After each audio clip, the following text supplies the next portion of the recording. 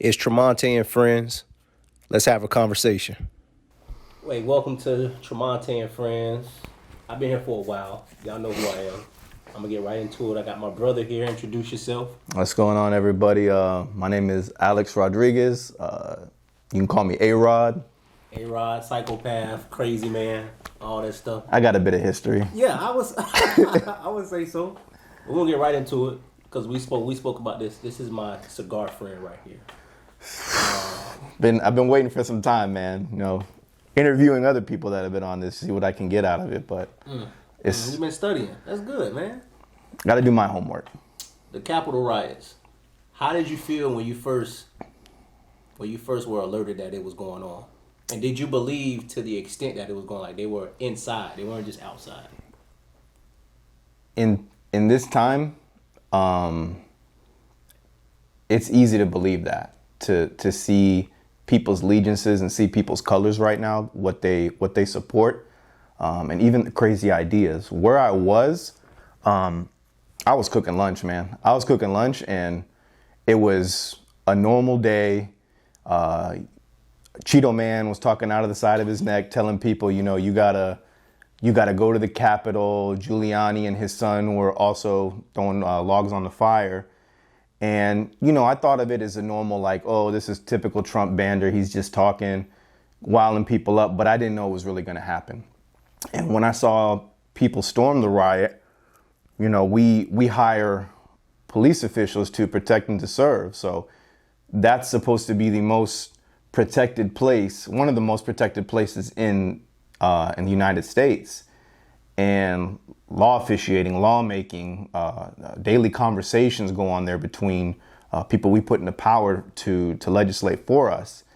And when you see people easily get through there, walking in with firearms, with pipe bombs, dressed as, you know, various Halloween outfits going in there, did I expect that? No. Did I think it could happen? Absolutely, yeah. So that's my take on that. I seen Pelosi's speech where she said, as from the information that she has, people from Congress may be in on it. How does that make you feel? That the very people we put in power, man, were in on this. When you see the crazy shit that people say in Congress right now, some of these officials, like, there's a dude from, I think it's the 17th district of Florida. He represents, not Fort Myers, a little bit north of Fort Myers. But he said he did not feel safe that day, and that he feels that he should have the ability to carry a weapon into Congress. So now you're strapping congressmen with weapons. So just think about that. In a crazy time like this, if people can storm the Capitol, if one guy stands up and he doesn't like what he says, he can easily just pull out his firearm and boom, shoot that guy. I don't like it. You know, we're back in some, you know, George Washington era type shit now. And they even make excuses for teachers to have guns. So when one kid's talking and he's getting uppity and yelling and trying to be class clown and be funny and not paying attention, as opposed to removing that kid and sending him to the principal's office, you pull out your gun and you shoot him. So to think that some of these people aren't in on it, anything is possible. You got to put all cards on the table and look at this. Like, I want to believe that public officials have the best interest of us, but I think there's just some that are power hungry and want to follow in the steps of the Trump train and just ride that wave as far as they can. Mm-hmm. But you're starting to see some of these people show their true colors on a lot of stuff. How has his presidency, the past 4 years, affected you personally? Well, the handling of the whole coronavirus thing, as of now, I'm unemployed, which sucks, but I'm fine. Like, I'm not worried about that. Money and all that is good, but not having a job since, you know, the beginning of last year is pretty tough. Not just for me, but for a lot of Americans. And I'm used to this country being a country that's, you know, the most powerful people look at, people view as a model idea of the world. You know, immigrants coming. My great grandparents came here to start a life, and they see us now as a joke. You've got this guy who's just saying whatever comes to his mind, like not consulting any officials, not consulting people with degrees, people who are expertise, anything like that. He just thinks this is the way it is. And you're seeing him pick up followers that we've ignored. Mm-hmm. It's kind of like when Obama won president, you know. Mm-hmm. Everyone really ignored the black vote, in my opinion. Nobody cared about the black vote. Black people said, we're not going to go vote. Hispanics said, we're not going to go vote. And then you see that turnout come out. And you see how many, you know, people are so happy to see this monumental event happen in U.S. history. I mean, I remember where I was when that happened. And the black vote and the Hispanic vote came out for that. Young people even voted more. Now in this one, no one saw like these, you know, I don't want to call them hillbillies, but like, you know, the swamp people, man, like the Duck Dynasty dudes. Mm-hmm. You're seeing people whose true colors, who have been hidden for so many years, of seeing one thing and one thing only. You know, I'm Mexican, you're black, you're from Africa, I eat burritos and tacos. They think I got to go over the wall, and they think, you know, you should go back. All this crazy stuff that these people think. And that's the only way they see. You can't jump into that person's mind and persuade them another way. That's what they've been taught. That's what they think. And that's what it is. And he's been able to rally that person, those type of people. And it's really scary, man. Because how many times do you see like black and Hispanic people always racially profiled? Mm. You know, woman clenches her purse when a black guy walks in a store.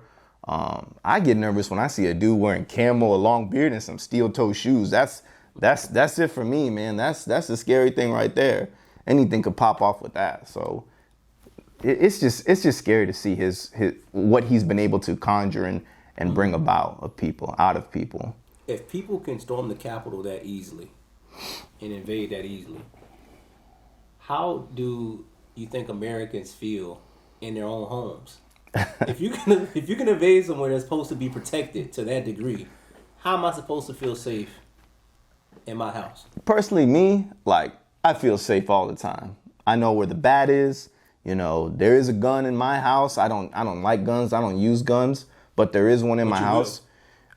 I mean, I'm not registered. It's not my gun. So no, I won't. I mean, I will defend my house regardless. Like, I know where shit is to if shit pops off in my house, you ain't coming out alive. Like, you ain't leaving my house or nothing. So, in my idea, like, you should feel safe. Mm-hmm. You know, you should feel safe unless you're somebody that's flashy and always showing out and saying things that you don't really think about before you speak. You should always think before you speak. And I'm also the kind of person that I look at a room before I walk in it. You know, I see what's going on in it before I start feeling comfortable in there. Because anything is possible to happen. But people should feel safe.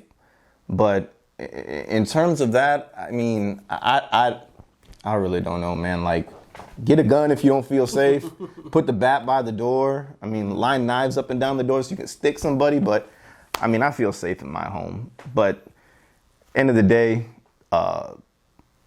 public servants and police, you got to do better. You just really got to do better. The people that Trump has been able to rally or galvanize the past 4 years, you mentioned those type of people. He also has been able to galvanize people of color. How do you judge those people? How would you feel if I told you I voted for Trump and then I voted again for him? Me, your brother. How would you feel? We'd probably hang out maybe once a year. No, man, it's like normal friendship. It's like normal friendship, to be honest with you. Like, you surround yourself with people with similar interests, similar likes, things like that. So I do have friends that voted for Trump, but I don't see him as often as I do. You know, I'd rather send a text to them. Hey, how you doing? How's your day going? Not like you want to get together and discuss politics and possibly kill each other. No, because I don't see eye to eye with that politics. You know, there's so much crazy shit with that. But people are going to choose what they want, what fits their needs. And I implore those people to educate themselves on the candidates they choose or the people they like to follow. See the lives they live. See what they stand for. And if that was what you chose, that's what your heart was. Like I said, we probably see each other once a year, and we keep it G that day. But other than that, I mean, your choice is your choice. Do you think those people? You think the people who voted for Biden genuinely voted for him, or they genuinely voted against Trump? I think it's a bit of both. Because Joe Biden is. Do you have faith in him? I do because I think he will employ a good cabinet behind him. That's what we want. Like, dude is old as shit. Let's not beat around the bush. Dude is old as shit. But he's got a strong woman behind him in Kamala Harris. And he said it from day one. I want to employ a cabinet that's mixed and looks like everybody. And he's doing a good job of it. He's getting a lot of good people there. And I think those people can help flourish and make the right decisions for the economy. And he's not, crazy in my aspect on a lot of like Donald Trump is. Like if a scientist comes in and says, "Oh, we have a new strand of COVID," he's not going to be like, let's just put some bleach on it and we'll fix it later. But I do have faith in him, and I do think a lot of people, it was a 50-50. Actually, I see it three ways. It was one, I didn't want Donald Trump to be president again, so I'm gonna pick the next guy. It was, I have faith in Joe Biden. He's been doing this a long time. He's lost 2 other elections. He's been a public servant his entire time. He's done a lot for this country. And then third one was just like, I'm a Democrat. I gotta vote this way. I'm that stubborn, and I'm gonna vote that way. So those are the 3 ways I see people went out to vote this election. Speaking of COVID, you mentioned COVID. You're a sports guy. Plug your podcast, man. Yep. So me and my friend KK, my co-host, we have our own podcast. It's called the Fairweather Podcast for all you Fairweather fans out there. And yes, we are talking to you Buccaneer fans out there. Just because you made the playoffs don't mean that you're a great team. So anyways, we just talk sports. We bring it down to the fun level, kind of like you see these guys on TV like Jalen Rose and Jacoby and, Stephen A. We just dissect all sports, mostly football and basketball right now. But we give you our insight. We give you our takes. We talk about our teams. I'm a Jets fan. They ass. I'm a Knicks fan. They ass. And my other friend KK, he's a Philly fan. So we just give you insight every day on that, and it's a lot of fun. So you can find us on all podcast streaming services, YouTube, Facebook page, the Fairweather Podcast. Do you think sports should be? You think any sports, NFL, NBA? I know this is a capitalistic society, and people care about their bottom line. They want to make money. You don't want to be broke. You don't want to go broke. But should athletes be actively playing sports right now, on any level, high school to the pros? To be honest with you, I think that no, sports should not be going on. Like, it shouldn't be. We're putting the public at danger because these guys, think of this. You are good at a sport. You're good at basketball. And you get drafted by a team. And that team sees your potential, and they're throwing millions at you to play a game that you love to play. So now, if your mindset isn't all into playing basketball and dedicated to that, like, you made it. You made it. You can do whatever the fuck you want at this point in your life. So these guys, they're young, they've got a lot of money, and they're going doing stuff. If I was like 21 years old with $40 million, watch out, man. Like, keep me away from you. Like, I'm ridiculous. I'm acting stupid. I'm buying bottles. I'm getting hammered. I'm doing all this crazy shit. And my mind isn't on public safety. It's on me having a good time. So that's the thing, is a lot of these athletes, they go out and they do reckless things. Look at Kyrie Irving. Like, I know his heart means well in everything that he does, but he saw the storming of the Capitol, and like, he's choosing this time, I guess, to protest. What are you protesting? You got caught at your sister's birthday party with no mask. Now you're getting fined. Like, your heart's in the right place, I know it, but you're just not guided in the right way. So a lot of these guys are just not guided, and, sports going on, people got to make money. Like, you got to make money, and I understand that, but I just think greed is the root of all evil. So people are going to want to make a lot of money off this, and as much as they can. They already showed the NHL lost like $2.1 billion in revenue, and they got to find a way to make that up. So I get that, but professional sports, the NBA bubble was the best thing. Now you're not seeing that. You're seeing you're seeing games canceled all the time now. One guy gets it, passes it to the next guy. It's like, hot potato. Mm-hmm. And it's not good. And then I think with college sports, those are people's kids now. Now you're dealing with, But the adults are people's kids. I know, but like you're an adult. You're an adult at this point. When you go to a college program, you go sit down with the mom and the dad. You say, "I want your son to come play for my school. We're gonna do good. We're gonna win a national championship." All that bullshit. And then, then little Timmy gets COVID, and then now you're like, "Oh my God, why did this happen?" Well, you let your kid go to the program, and they don't believe in this shit. I think some schools did it well where they just cancel games and they were like, okay, but at the same time, that's somebody's kid out there now. Once he graduates, I think that's determination for us to kind of give you the title of being a man or woman, and you can make decisions for yourself. But sports shouldn't have gone on. It shouldn't have, but people need to be entertained. People be going crazy without it. So I like the protocols they're doing, and hopefully it can continue to be okay. If you were older and you had a son or a daughter who was a professional athlete, would you advise them to keep playing? I would talk them off the ledge. I would talk them off the ledge and say, your health is more important. We want to see you. Your mom and my health is playing into this factor. Mm-hmm. I want you to do what you do best. I mean, if he's in college, I'm going to push him to do good in school. Just because you're playing sports at the collegiate level doesn't mean, if you have a scholarship to go to school too, doesn't mean you don't not neglect that as well. Right. So I would make sure that he's taking advantage of that too, because that's a good fallback for you to fall back on. True. So I would highly advise him not to. But I'm also a man that, stick by your guns. If this is what your career path is and you have a good plan to do it, I mean, more power to you, but just wear a mask around me and mom and probably stay the fuck away for a little bit. COVID is, yes, elderly people are more at risk. Mm-hmm. Actually, the person who owns my condo, she has COVID. And we didn't know she had COVID. Like, we don't speak to her, we speak to the property manager. Yeah. But she has COVID, so she's falling ill. She's in critical condition. But because of the media, they just like, it's just old people. You don't have to worry about it if you're young. Yeah. Young people have died. Young people have died. Anybody is susceptible to it is the problem. People think just because I'm young, I'm untouchable, and that's not it. You look at all these careless kids going out to the bar, and acting like it's just a normal Friday. I just got off of work. Let's go, get hammered now. And there's millions of people around me. Like, you're not looking out for anybody, because then those people got to go to work the next day or on Monday, and they got to interact with more people with families, people with kids, people that are taking the precautions. And then just think about that one person that they give it to that's got to come home to their family and give it to somebody that could have.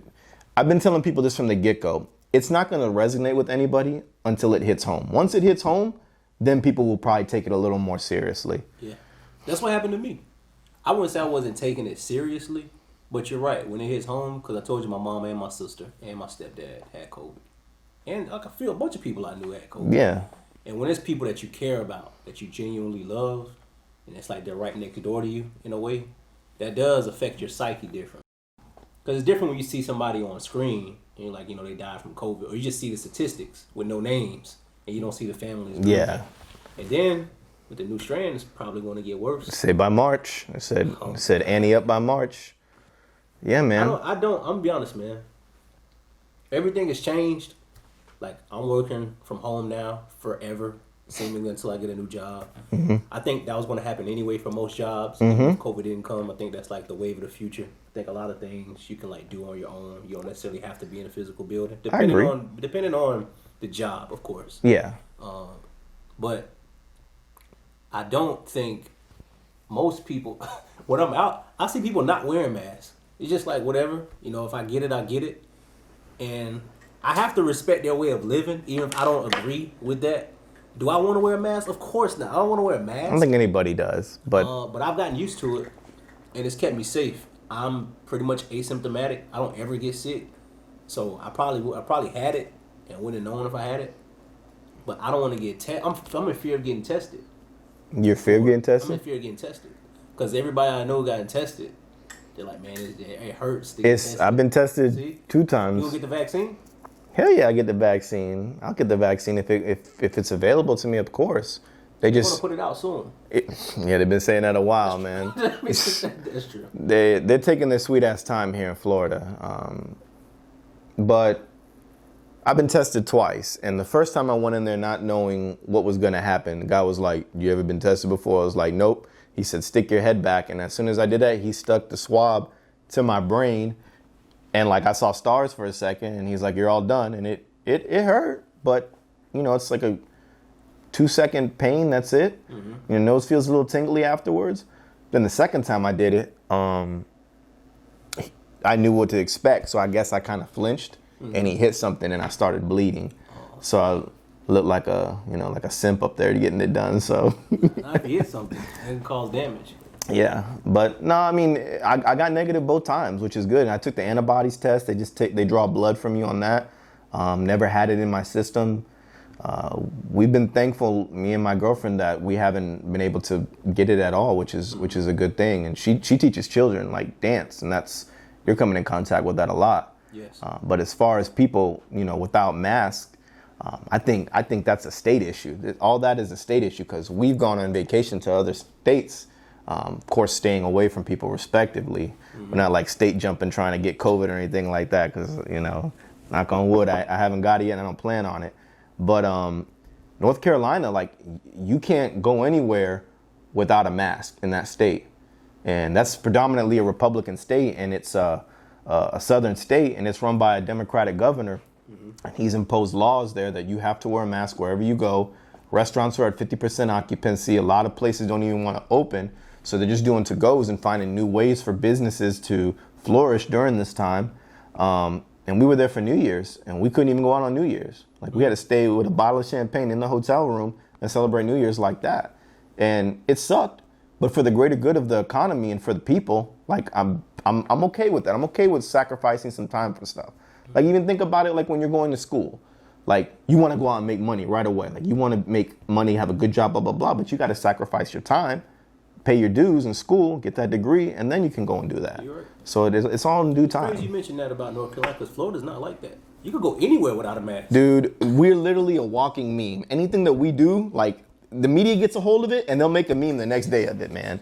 It's crazy. I looked outside on New Year's Day in North Carolina, and they shot fireworks, but from their homes. And I looked outside, there was nobody anywhere. I drove down the streets, nobody anywhere. You look at Ybor City, it was packed, man. It was like a normal day in Ybor. Mm-hmm. So it all comes down to the way you're governed as well on that. You're right. I thought our governor, he went to a prestigious school. He doesn't act like it. Yeah, he's a well-decorated general too, but he's a Trump drummer. He's the lead drummer in the Trump band. That's what he is. First, I do want to say congratulations for getting back in school, because thank you. I know how the last one worked out, but congratulations. Thank you. Would you have, honestly, if you didn't lose your job, would you have went back to school? I probably wouldn't have. I probably would not have, to be honest with you. I feel like I owe it to myself, and I owe it to my parents and my grandmother because they invested in me for that. I'm disappointed in you, man. I'm disappointed in myself too. Because you're very bright, man. You are one of the few, like, just exceedingly bright people I know. Thank you, I appreciate that. You're much smarter than me. No, don't give me that. Look at all these books, and I bet you've read every one of them. This is fake, man. This is just for props. You heard that. Props, man. You heard that. But nah, I'm not disappointed in you, man. I'm joking. But I would have thought that, I do know certain circumstances do occur in our lives. I would have thought, like, when we kind of reconnected, like, you'd have been way ahead of me educationally, because I had class with you. Mm-hmm. So I know your capacity. You're right on that, but I don't ever judge a book by its cover on anything. Like, just because you don't have a degree doesn't mean you're not smart. Doesn't mean that you can make a living for yourself, do anything. You're right. I fucked up because I and I mean no disrespect to this person. I'm not gonna give name drops or anything like that. But I was dating somebody that was following their career path and kind of not thinking about mine at the same time. And we were going to school in Fort Myers at Florida Gulf Coast University, and I was on my way to graduating there. I had like maybe a year and a half to finish, but she happened to graduate quicker. So she got a job opportunity in Tampa, and she said, why don't you just transfer to USF, and then you can continue school there. Well, all my boys are at USF, all my friends are there. I couldn't get into the program I wanted to, so I kind of set myself back, and I was working, and things weren't where I wanted them to be. So I kind of lost sight of the prize right there and then, in my opinion. And when you get older, you kind of see this and you understand that there's things you could have done better and you can handle them a little bit better, like disciplinary things, like for studying, time management, load management, things like that. So I think now would be an ample time. Like I got less than a year and a half probably of school left. It'll fly by too. Yeah, it'll fly by real quick. Just get it done. You know, at the end of the day, it was all resources. I had no more money to spend like that. When you're a kid, in that situation, like can't do that. My parents really couldn't help me there and then as well. So, you know, why not? Back in, it was easy. Now the only thing is just having to deal with talking to your, what do you call them, guidance counselors, and trying to get everything settled out and smoothing out. Yeah, hassle. I know that, especially at USF. Yeah. Especially at USF, man, you get that runaround a lot. So, But any final words for the people, man? Go check out my boys, Fairweather Podcast. check out. I do repost the podcast when they drop episodes on my page. You got anything you want to say? To All love on that, and I try and post yours too. But you got one like. You don't have to, man. You say you got one every week, but I feel like it's one like every other 2 days. So like, I try as much as I can, but I appreciate the love. Yeah, check out the Fairweather Podcast, and fuck Cheeto, man. That's all I gotta say, man. Fuck that guy. Well, thank you for coming on, man. Like and subscribe to the podcast. Like and subscribe to his podcast as well if you're into sports. And y'all stay safe out there. Peace and love.